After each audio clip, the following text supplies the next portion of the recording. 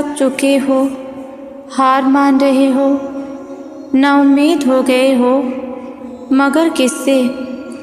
اس المالک سے جس کے قبضے میں یہ کل کائنات ہے، اس الودود سے جو تم سے 70 ماؤں سے زیادہ محبت کرتا ہے، اس الرحمن سے جو تمہیں شہ سے زیادہ تم سے قریب ہے، اور چاہے تم جتنے بھی گناہ کر لو وہ الغفور ہے، تمہاری توبہ قبول کرنے والا ہے، وہ الوہاب ہے، اس سے مانگ کر تو دیکھو، وہ تمہاری جھولی نہ بھر دے تو کہنا بس کچھ سجدے اور کچھ آنسو ہی لگیں گے، لیکن وہ اپنے بندے کو خالی ہاتھ یا رسوا نہیں لوٹنے دیتا۔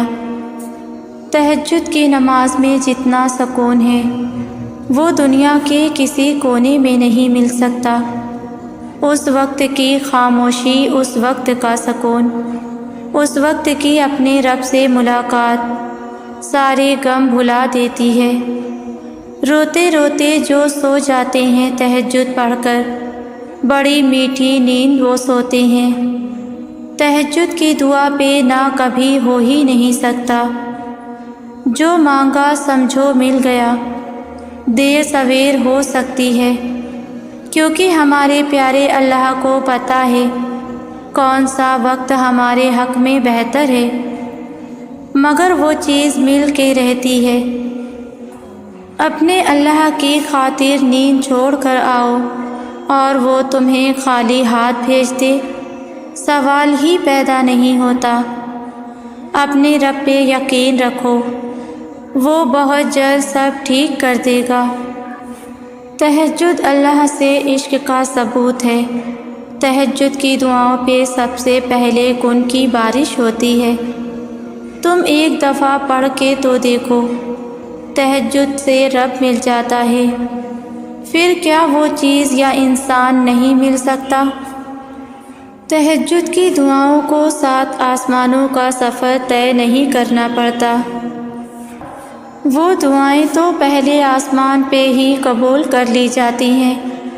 اگر زندگی میں کوئی مسئلہ ہے یا کوئی تکلیف ہے، ان سب کا حل تہجد میں موجود ہے۔ ہر زخم پر مرہم لگا دیا جاتا ہے۔ اس وقت سجدہ ریز ہونے والے جھولی بھر بھر کے اپنی قسمت میں معجزے لکھوا جاتے ہیں، اور سونے والے سوتے رہ جاتے ہیں۔ تہجد عشق ہے۔ سجدے میں جاتے ہی آپ کی روتی ہوئی آنکھیں اور غم سے بھری سانسیں اللہ سے باتیں کرتی ہیں۔ آپ دل کھول کے روتے ہو، اللہ کو ایک ایک بات بتاتے ہو۔ یوں محسوس ہوتا ہے جیسے اللہ سامنے بیٹھا ہے اور کہہ رہا ہے میں ہوں نا، مت ہو پریشان۔ اور سجدے سے اٹھتے ہی آپ کو اپنا آپ اتنا ہلکا محسوس ہوتا ہے۔ یہ سب آزمائش بس بہانے ہیں اللہ کی طرف سے کہ میرا بندہ مجھ سے باتیں کرتا رہے، میں اس کی آواز سنتا رہوں، میں اسے تہجد میں جب سب سو رہے ہوں تب سکون سے اس کی آواز، اس کی فریاد سن سکوں۔ اور بتاؤ ذرا سب کو سلا کے تمہیں تہجد کی توفیق دینا کسی معجزے سے کم ہے؟ تہجد میں مانگی ہوئی دعا کبھی رد نہیں ہو سکتی۔ تہجد ایک خاص نماز ہے جس کے لیے اذان نہیں دی جاتی۔ انسان دل کی آواز پہ اٹھتا ہے، اور تم کیوں بھول جاتے ہو رب دلوں میں بستا ہے، وہ چاہتا ہے تم اسے مناؤ۔ وہ تو تمہاری آواز سننے کے لیے پہلے آسمان پہ آتا ہے، اور تم ہو کہ ایسے موقع کو سوتے ہوئے گوا دیتے ہو۔ اللہ کے پاس جاؤ، اس کے پاس وہ سب ہے جو تم چاہتے ہو۔ ہم اکثر ایک چیز کو لے کر بہت پریشان ہو جاتے ہیں، اور وہ ہے دیری۔ ہم اللہ سے شکایت شروع کر دیتے ہیں، ہم اللہ سے خوب شکوے کرتے ہیں کہ ہماری دعا قبول کیوں نہیں ہوئی، ابھی ایسے کیوں نہیں ہوا۔ پر ہم یہ بھول جاتے ہیں کہ عربی زبان میں دیری کو کہتے ہیں تاخیر۔ پر ہم یہ بھول جاتے ہیں کہ عربی زبان میں دیری کو کہتے ہیں تاخیر اور اچھے کام کو کہتے ہیں خیر۔ کیا آپ نے غور فرمایا کہ تاخیر کے آخر میں خیر آتا ہے؟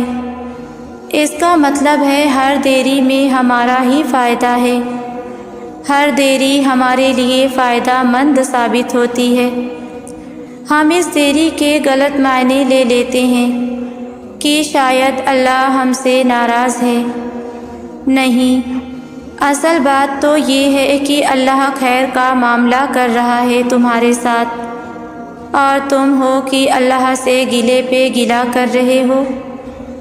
ہم ہمیشہ چاہتے ہیں چیزیں ہمارے مطابق ہوں، پر ہم یہ بھول جاتے ہیں جو ذات اوپر ہے وہ ہم سے بہتر جانتی ہے سب، اسے سب معلوم ہے ہمیں کیا چیز کب اور کس وقت دینی ہے۔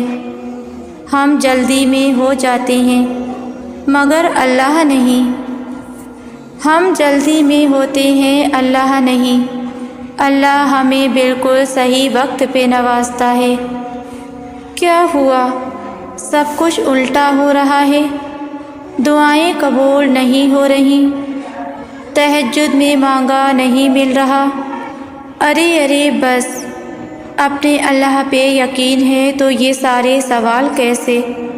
وہ تو صرف دیکھ رہا ہے کہ کیا تمہیں واقعی وہ چیز چاہیے، کیا تم اس چیز کے لیے صبر کر سکتے ہو، کیا اس چیز کے نہ ملنے پر تم اپنے اللہ سے دور ہوتے ہو یا اس سے دوستی بنائے رکھتے ہو۔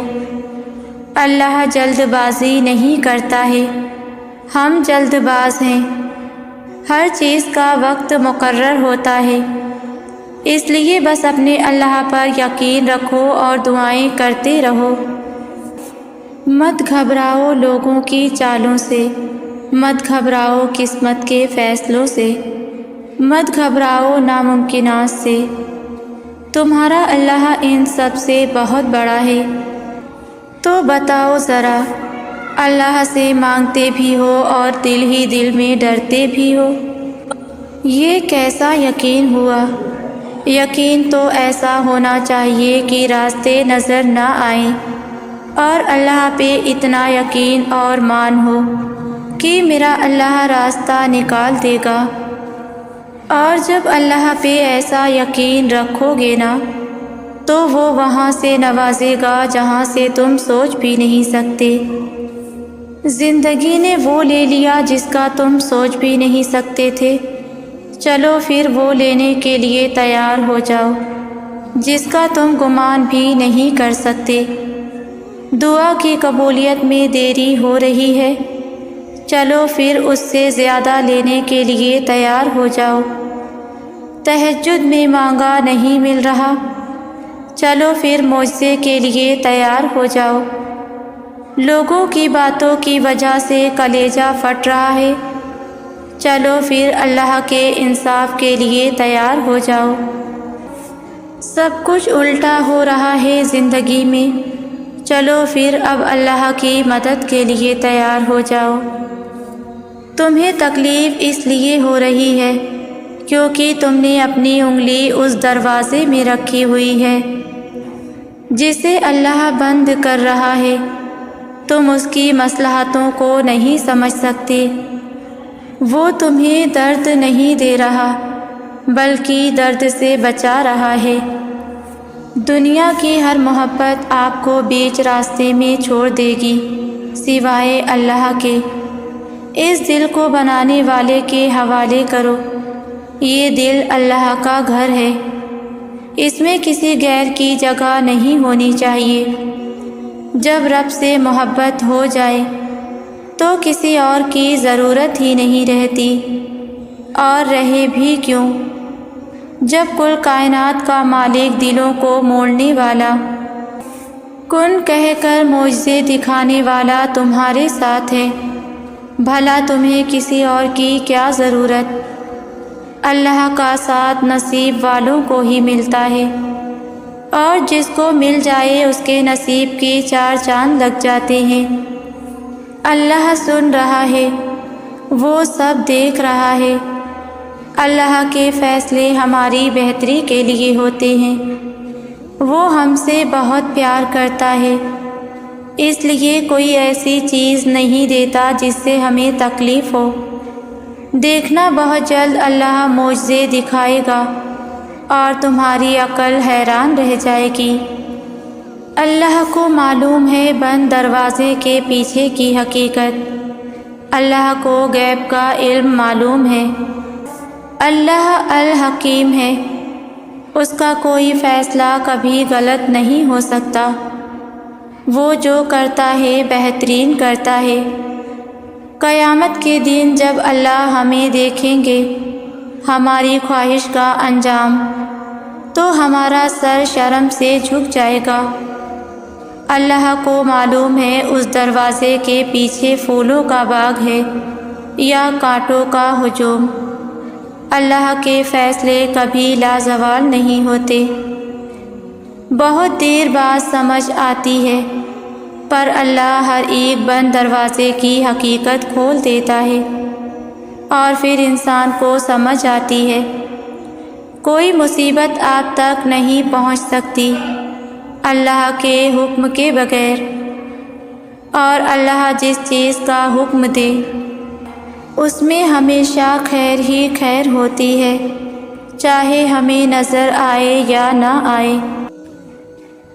کیوں ایک ایسا لفظ ہے جو ہم سب نے زندگی کے کسی نہ کسی مقام پہ اللہ سے بولا ہے، یا اللہ میں ہی کیوں، یا اللہ میرے ساتھ ہی کیوں، یا اللہ اس کے ساتھ ایسا کیوں نہیں، یا پھر یا اللہ میرے ساتھ ایسا کیوں نہیں؟ کیونکہ ہم نے اللہ پر یقین رکھا ہی نہیں۔ ہم نے کبھی اللہ کے فیصلوں پر اور اللہ کی ٹائمنگ پر بھروسہ رکھا ہی نہیں۔ ہم نے کبھی یہ بات سمجھنے کی کوشش ہی نہیں کی کہ جو دروازہ اللہ نے بند کر دیا ہے، اس دروازے کو ہم جتنے مرضی دھکے دے لیں، اس نے تب تک نہیں کھلنا جب تک اللہ کا حکم نہیں ہونا۔ اسی طرح جو دروازہ اللہ نے ہمارے لیے کھولا ہے، اسے ہم جتنا مرضی بند کرنے کی کوشش کر لیں، اس نے تب تک بند نہیں ہونا جب تک اللہ نے نہیں چاہنا۔ ہم کیا کرتے ہیں کہ جب اللہ ہم پر کوئی ایسا دروازہ کھول دیتا ہے جس سے ہم گزرنا نہیں چاہتے، تو ہم ادھر ادھر بھاگنے لگتے ہیں۔ ہم یہ کوشش کرنے لگتے ہیں کہ کسی طرح سے ہمارے سامنے سے وہ دروازہ ہٹ جائے۔ ہم حقیقت کو تسلیم نہیں کرنا چاہتے، اور ہمیں لگتا ہے کہ آنکھیں بند کر لینے سے وہ کھلا ہوا دروازہ بھی بند ہو جائے گا، جبکہ ایسا نہیں ہوتا۔ وہ دروازہ تب تک بند نہیں ہونا جب تک آپ اس سے گزر نہیں جاتے۔ معاملہ بڑا آسان اور سادہ سا ہے۔ آپ خود اپنی مرضی سے ہمت کر کے اگر اس دروازے سے نہیں گزریں گے تو اللہ آپ کو گھما پھرا کر آپ ہی کے راستوں سے واپس آپ کو اسی دروازے تک لے آئے گا۔ یعنی آپ کے پاس اللہ کے فیصلوں کو ماننے کے علاوہ کوئی دوسرا راستہ نہیں ہے۔ بالکل اسی طرح جو دروازہ اللہ نے آپ پر بند کر دیا ہے، آپ اسے توڑنے کی کوشش کریں، آپ اسے زبردستی دھکوں سے کھولنے کی کوشش کریں، آپ اس کے سامنے بیٹھ کر گڑگڑائیں، آپ اس کے سامنے روئیں، پھر بھی وہ تب تک نہیں کھلنا جب تک آپ اللہ پر توکل رکھنا نہیں سیکھ جاتے۔ میں یہ نہیں کہہ رہی ہوں کہ بند دروازے کبھی نہیں کھلتے، بلکہ میں یہ کہہ رہی ہوں کہ بند دروازوں پر بس ایک محدود مدت تک ہی دستک دینی چاہیے۔ آپ اس بند دروازے کے سامنے بیٹھیں جو اللہ نے آپ پر بند کیا ہے۔ آپ اللہ سے پورے یقین کے ساتھ اس دروازے کو کھولنے کی التجا کریں۔ لیکن اگر وہ دروازہ بار بار مانگنے کے بعد بھی نہ کھلے تو یہ قبول کرنے جتنا تو توکل رکھیں کہ یہ دروازہ آپ کے لیے نہیں ہے۔ اللہ نے اس سے بھی خوبصورت اور بہترین دروازہ آپ کے لیے چن رکھا ہے۔ آپ کو بس اس بند دروازے کے سامنے سے اٹھ کر چلنا ہے، جہاں بھی آپ کو اللہ لے چلے۔ آپ نے ضد نہیں کرنی، آپ نے اپنی ساری زندگی اس ایک بند دروازے کے لیے خراب نہیں کرنی۔ جب آپ کو اللہ پر توکل رکھنے کا کہا جاتا ہے تو اس کا مطلب یہ نہیں ہوتا کہ آپ سے یہ کہا جا رہا ہے کہ دعاؤں میں کوئی طاقت نہیں ہے یا آپ دعا کرنا چھوڑ دیں، بلکہ آپ کو صرف یہ بتایا جا رہا ہے کہ ایک محدود وقت تک کوشش بھی کریں اور دعائیں بھی، لیکن پھر جب اس وقت تک کوئی حل نظر نہ آئے تو اللہ سے یہ دعا کریں کہ اللہ آپ کو اپنے فیصلے پر مطمئن ہونے کی ہمت اور توفیق دے اور آپ کے دل کو اس راستے پر موڑ دے جو آپ کے لیے بہتر ہے، اور ان چیزوں کے لیے خود کو ہلکان نہ کریں جو آپ کے ہاتھ اور زندگی سے نکل گئی ہیں۔ اللہ جو بھی کرتا ہے آپ کی بہتری کے لیے ہی کرتا ہے۔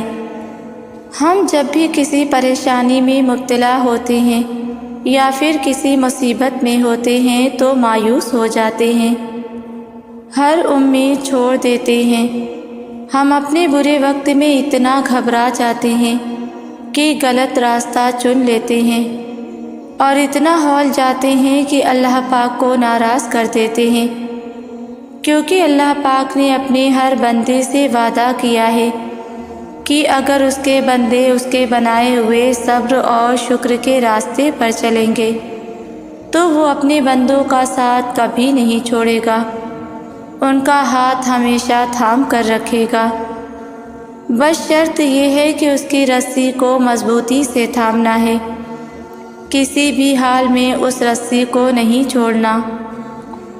ہمارے پیارے رب نے ہم سے وعدہ کیا ہے کہ وہ اپنے کسی بھی بندے کو اس کی برداشت سے زیادہ کبھی بھی نہیں آزمائے گا، اور اگر ہم آزمائے نہیں جائیں گے، اپنا امتحان نہیں دیں گے تو پھر اللہ پاک کی قربت کیسے حاصل کر سکیں گے؟ اللہ پاک کی بنائی ہوئی بے حد حسین جنت کا راستہ آزمائش میں صبر اور شکر سے ہو کر ہی تو گزرتا ہے۔ بے شک اللہ پاک نے دنیا کا نظام کچھ اس طرح سے تخلیق کیا ہے کہ ہر مشکل کے بعد آسانی موجود ہے۔ ہم بھول جاتے ہیں کہ جب ہماری ماں ہمارا ہاتھ اور ہمارا ساتھ کبھی بھی نہیں چھوڑتی، ہمیں ہمیشہ معاف کر دیتی ہے، چاہے جانے انجانے میں یا جان بوجھ کر ہم اس کا کتنا ہی دل کیوں نہ دکھا دیں، تو پھر اللہ پاک جو ہم سے 70 ماؤں سے زیادہ پیار کرتا ہے وہ ہمیں کیسے بھول سکتا ہے؟ ہمارا ہاتھ اور ساتھ وہ کیسے چھوڑ دے گا؟ بے شک آسمانوں اور زمینوں کی قسم، وہ بے حد مہربان ہے، رحم کرنے والا ہے، ہمارے گناہوں کو بخشنے والا اور ہماری دل سے کی گئی توبہ کو قبول کرنے والا ہے۔ لیکن شرط یہی ہے کہ ہم اسے پکاریں، اسے آواز دیں، وہ ہماری لازمی سنے گا۔ ہمیں اپنی ہر پریشانی میں اللہ کو ہی یاد کرنا ہے۔ اگر وہ ہمیں آزمائش میں ڈالتا ہے تو ہمارے لیے ڈھیروں راستے بھی کھول دیتا ہے، اور وہ راستے اسے پکارنے پر ہی نظر آتے ہیں۔ اگر ہم اپنے برے وقت میں صبر اور شکر کرتے ہیں، اللہ کو یاد کرتے ہیں اور اس کے وعدے یاد رکھتے ہیں، تو یہ بھی اس کا احسان ہے، اس کی رحمت ہے کہ وہ ہمیں بھٹکنے نہیں دیتا۔ جب ہم برے وقت میں ہوتے ہیں، ہمارے حالات ٹھیک نہیں ہوتے تو ہم مایوس ہو جاتے ہیں اور امیدیں کھو دیتے ہیں، جبکہ قرآن کریم میں ہر بندے کے لیے پیغام ہے کہ مایوسی کفر ہے، لہٰذا ہمیں نا امید نہیں ہونا چاہیے۔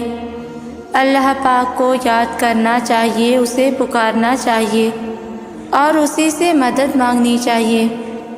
بے شک وہ ہم سب کی سننے والا ہے۔ اللہ خوش ہوتا ہے جب اس کے بندے اسے یاد کرتے ہیں کہ اس کا بندہ اس کی دی گئی آزمائشوں میں بھی اسے مدد کے لیے پکار رہا ہے، اس کا بندہ اسے بھولا نہیں ہے، نا امید نہیں ہوا، مایوس نہیں ہوا، پھر وہ اپنے بندے کو اپنی قربت بخش دیتا ہے اور پھر اس کا پیارا بندہ ہر آزمائش کو پرسکون طریقے سے گزارتا چلا جاتا ہے، کیونکہ اللہ پاک نے وہ ہاتھ بہت مضبوطی سے پکڑ رکھا ہے، اسے لڑکھڑانے بھی نہیں دیتا۔ پھر ہمارا سب سے بڑا مسئلہ یہ ہے کہ ہم اپنے مشکل وقت میں اللہ پاک کو آخری سہارا مانتے ہیں، جبکہ اللہ پاک ہمارا واحد سہارا ہے، اور اگر ہم اسے واحد سہارا نہیں مانتے تو ہم ذلیل و رسوا ہو کر رہ جاتے ہیں۔ شرط بس یہی ہے کہ ہمیں اللہ پاک کو اپنا واحد سہارا ماننا ہے، پھر کتنا ہی برا اور مشکل وقت کیوں نہ آ جائے، ہمارا دل ہمیشہ سکون میں رہتا ہے، صبر اور شکر لب پر رہتا ہے، ہم مایوس اور نا امید نہیں ہوتے، ہم اللہ پاک کے راستے سے نہیں بھٹکتے، کیونکہ ہمیں دنیا سے کوئی امید نہیں ہوتی، ہمارے پاس واحد سہارا اللہ کا ہوتا ہے۔ تو بس زندگی میں آپ نے کبھی بھی مایوس نہیں ہونا، کیونکہ دعاؤں کے معاملات میں جو بھی ہوتا ہے اللہ کے حکم سے اور اللہ کی مصلحتوں سے ہوتا ہے۔ آپ کو یاد نہیں حضرت موسیٰ علیہ السلام اور حضرت خضر علیہ السلام کا قصہ؟ سب سے پہلی بات جس پر ہمارا پختہ ایمان ہونا چاہیے وہ یہ ہے کہ دعائیں ہمیشہ قبول ہوتی ہیں، پھر چاہے وہ اس طرح سے قبول ہوں جس طرح سے ان کی قبولیت کا ہم نے سوچا تھا، یا پھر اس طرح سے ہوں جس طرح سے ہم نے ان کے قبول ہونے کا گمان بھی نہیں کیا تھا، کیونکہ دونوں طریقے اللہ کی رضا کے طریقے ہیں۔ ہم اکثر یہی سوچتے ہیں کہ اگر ہماری دعاؤں کا نتیجہ ہماری خواہشوں کے مطابق نکلتا ہے تو ہی ہم اس نتیجے کو اپنی دعاؤں کی قبولیت کا نام دے سکتے ہیں، اور اگر ایسا نہیں ہوتا تو ہم سوچتے ہیں کہ شاید ہماری دعائیں اللہ نے رد کر دی ہیں، حالانکہ دعائیں تو کبھی بھی نامراد نہیں لوٹائی جاتی۔ جو دعا جیسے ہمارے حق میں بہتر ہوتی ہے اللہ ویسے ہی اسے قبول کرتا ہے۔ جب ہم اللہ پر مکمل یقین رکھ کر دعا کرتے ہیں تو اللہ ہمیں اچھے سے اچھا عطا کرتا ہے، پھر چاہے وہ کچھ بھی ہو۔ ہم کبھی کبھار اپنے لیے وہ چیز چاہتے ہیں جو ہمیں فی الحال سکون میں رکھ سکے، لیکن اللہ ہمیں وہ دیتا ہے جو ہمارے لیے آگے بھی سکون کا باعث بنے۔ ہم اکثر عارضی خوشیوں کی کھوج میں رہتے ہیں، لیکن اللہ ہمیں لائف ٹائم کی خوشیاں دینے والے وسیلوں سے نوازتا ہے۔ اللہ انسان کے باہر کے حالات تب تک نہیں بدلتا جب تک وہ انسان اسے نہیں بدلتا جو اس کے اندر ہے۔ تم تکلیف میں اس لیے نہیں ہو کہ اللہ دیر کر رہا ہے، تم تکلیف میں اس لیے ہو کہ تم جلدی میں ہو۔ تم کہانی کے ختم ہونے سے پہلے ہی یہ نتیجہ نکال لیتے ہو کہ یہ کام تم سے نہیں ہو پائے گا۔ تم دعاؤں کے فوراً نہ قبول ہونے پر خود سے ہی یہ سوچ لیتے ہو کہ اللہ نے میری دعائیں شاید سنی ہی نہیں۔ انسان تب بے سکون ہوتا ہے جب وہ ان معاملات کو بھی اپنے ہاتھ میں لینے کی کوشش کرنے لگتا ہے جو صرف اور صرف اللہ کی دسترس میں ہے۔ جب تمہارا دل ہی یقین سے خالی ہوگا تو آنکھیں کیسے اللہ کو دیکھ پائیں گی جب تمہیں اپنی دعاؤں پہ ہی توکل نہیں ہوگا؟ تو پھر تم کیسے اجر کے حقدار ٹھہرے جاؤ گے؟ معجزے تمہارے اندر ہوتے ہیں، معجزے تمہارے دل کے راستے سے تم تک پہنچتے ہیں۔ تو اگر تم چاہتے ہو کہ اللہ تمہاری آنکھوں کے سامنے کا منظر بدل دے تو تمہیں اس منظر کو بدلنا ہوگا جو تمہاری آنکھوں کے اس پار ہے۔ اللہ کسی بھی جان کو اس کی طاقت سے زیادہ نہیں آزماتا۔ تو اگر اللہ کو تم پہ اتنا اعتبار ہے کہ تم اس آزمائش سے لڑنے کی طاقت رکھتے ہو تو پھر تمہیں یہ یقین کیوں نہیں کہ تمہارا اللہ تمہیں اس آزمائش سے گزارنے کی طاقت رکھتا ہے؟ جب اسے مان ہے کہ تم اس سے بار بار مانگو گے تو پھر تمہیں یہ مان کیوں نہیں کہ وہ قبول کرے گا؟ جیسے دوا تب اثر کرتی ہے جب تم اسے پابندی سے لیتے ہو، ویسے ہی دعائیں بھی تب اثر کرتی ہیں جب تم انہیں مسلسل مانگتے ہو۔ جیسے دوا آہستہ آہستہ تمہاری تکلیف کو راحت میں بدلتی ہے، ویسے ہی دعائیں بھی آہستہ آہستہ تمہیں شفا یاب کرتی ہیں۔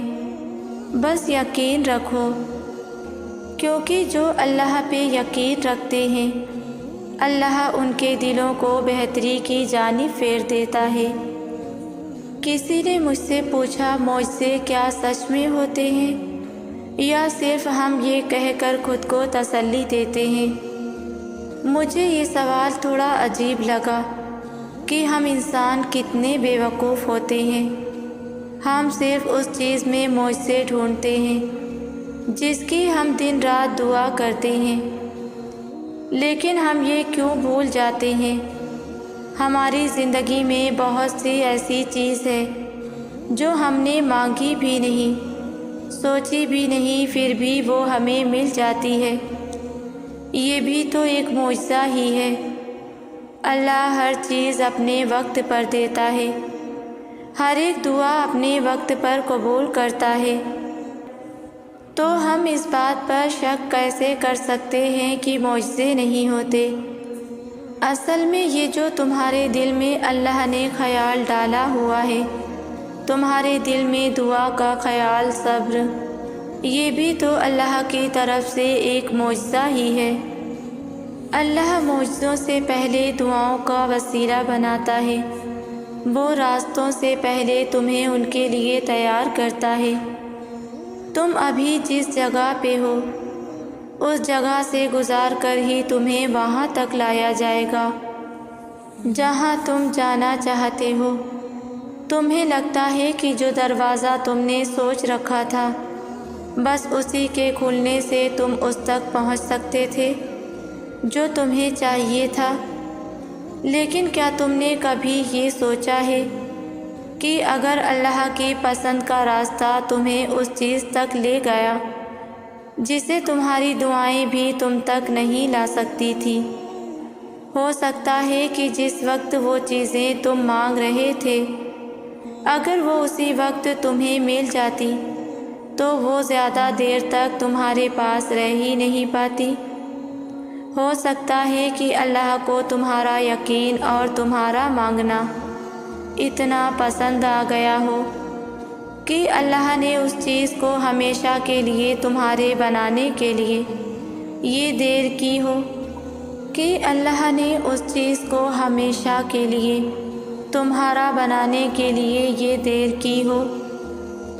صلہ بڑھانے کے لیے اللہ انتظار بھی بڑھا دیتا ہے، اور تمہیں تو اندازہ بھی نہیں ہے کیسے تمہارا اللہ آنکھ کے سامنے اور آنکھ کے اندر کا منظر بدل دیتا ہے۔ تمہارا اللہ پل میں کیا سے کیا کر سکتا ہے، تم تو یہ سوچ بھی نہیں سکتے۔ اللہ دعاؤں کو انتظار کے ذریعے آزماتا ہے، وہ قبولیت میں دیری کرتا ہے تاکہ تمہارا یقین دیکھ سکے اور یہ دیکھ سکے کہ جو تم مانگ رہے ہو کیا تمہیں واقعی اس کی چاہ ہے؟ اور جب وہ تمہاری دعاؤں کو آزماتا ہے تب وہ تمہیں بھی اتنی طاقت دے دیتا ہے کہ تمہارا دل نہ تاخیر سے تھکتا ہے اور نہ ایک ہی دعا بار بار دہراتے ہوئے اکتاتا ہے۔ تو اگر دل کو اتنا سمجھانے کے باوجود بھی دعا کا خیال نہیں جا رہا تو مانگتے رہو، شاید تمہاری دعائیں معجزوں کے قریب ہوں، شاید اب تمہارے صلے کا وقت ہو، تبھی اللہ نے تمہیں اس دعا پہ اٹکا رکھا ہو، شاید یہی آخری موقع ہو وہ پانے کا جو تم نے کبھی کھویا تھا۔ اللہ انسان کی شے رگ سے زیادہ قریب ہے، یعنی اس کے دل اور دل تک پہنچنے والے ہر خیال کے درمیان حائل ہے۔ جو خیال اس کے دل میں آتا ہے وہ پہلے ہی اللہ کو معلوم ہوتا ہے۔ پھر جب انسان اپنی کسی خواہش کے ہاتھوں مجبور ہو کر اس کے حصول کی طلب کرتا ہے تو جو پہلے نام اس کے دل و دماغ میں اجاگر ہوتا ہے وہ اللہ کا ہے۔ انسان جانتا ہے کہ جس کو جو ملا ہے اسی کے در سے ملا ہے اور جو ملے گا وہ وہیں سے ملے گا، پھر چاہے طلب جو بھی ہو، اللہ سے اللہ کو مانگنا ہو یا اللہ سے کسی انسان یا شے کو مانگنا ہو۔ انسان جب دعا کے لیے ہاتھ اٹھاتا ہے تو کیا کبھی سوچا ہے کہ وہ ہاتھ اللہ کے آگے کیوں اٹھتے ہیں؟ یقین، اللہ پر یقین، یہ یقین ہی ہوتا ہے جو ہمیں اس کے در پر لے جاتا ہے۔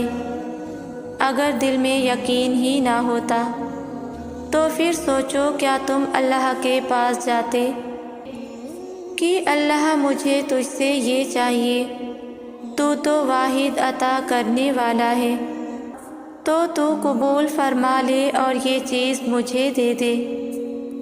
اگر یقین نہ ہوتا تو تم کبھی اسے نہ پکارتے، اور جانتے ہو یہ یقین اور خیال کہاں سے آتا ہے؟